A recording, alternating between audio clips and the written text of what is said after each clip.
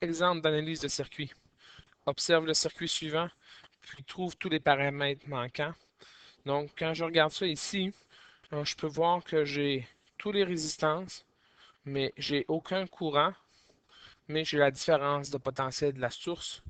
Donc, si je connais la résistance totale, je vais être capable de trouver I total.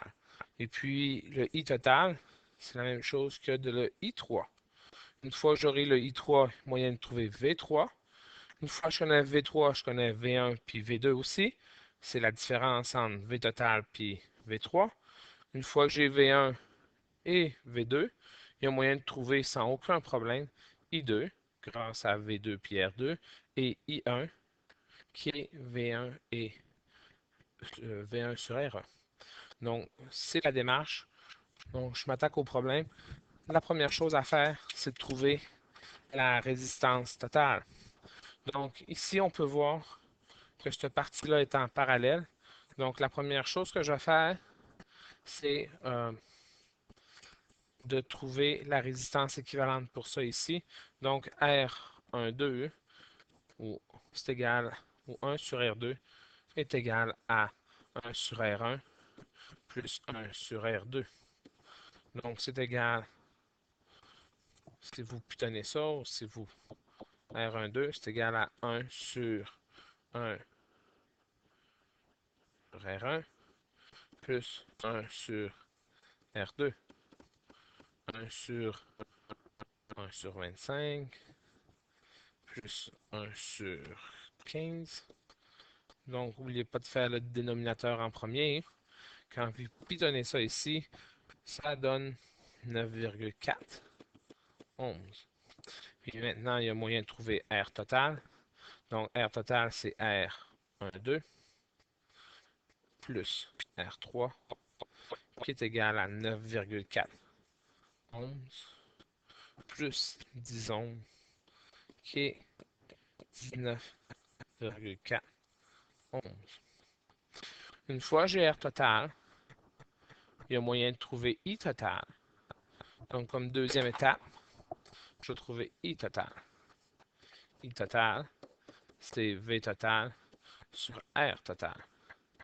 Donc, c'est 50 volts divisé par 19,4 ohms qui fait 2,58 ampères, qui est mon I total.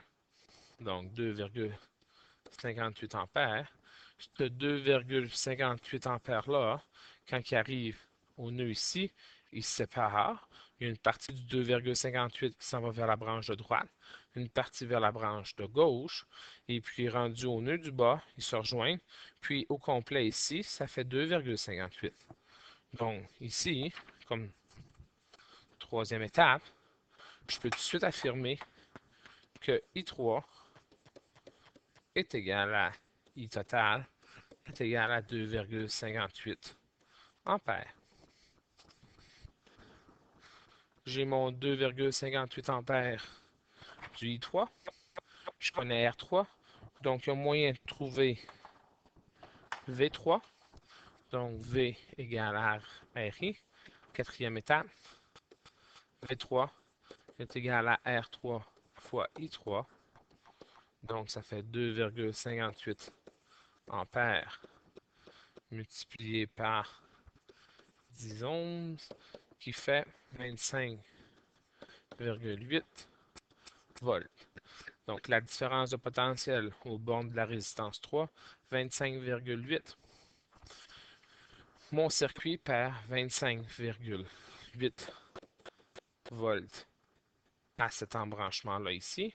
J'étais parti avec 50 au début, donc tout le reste est perdu entre ces deux bornes-là ici. Donc, on sait que V1 et V2 sont les mêmes. Donc, comme cinquième étape, V1 est égal à V2, et puis c'est égal à V total moins V3. Donc, ça me donne 50 volts moins 25,8 volts qui fait 24,2 volts.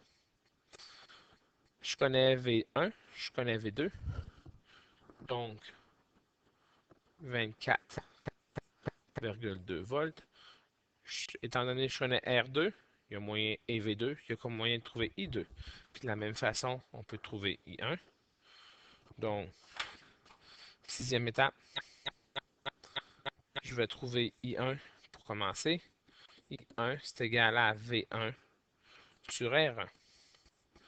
Donc, c'est 24,2 volts divisé par 25 ohms, qui fait 0,97 ampères. Comme dernière étape,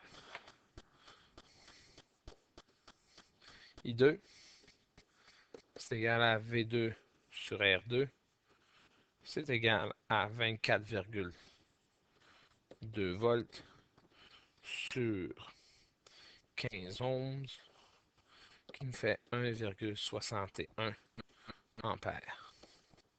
Il y aurait eu une autre façon de trouver I2. Donc, je connais I1 qui est 0,97 ampères. Donc, dans cette branche-là ici, j'ai 97 ampères qui passent à gauche. Puis j'en ai 2,58 qui arrivent. Donc, tout le reste, la différence entre 2,58 et 0,97 ampères, s'en vient dans l'autre branche, dans la branche où il y a V2 ou R2. Donc, I2, c'est aussi égal à I total, qui est ce que j'avais au départ, moins I1. Donc, 2,58 ampères moins 0,97 ampères.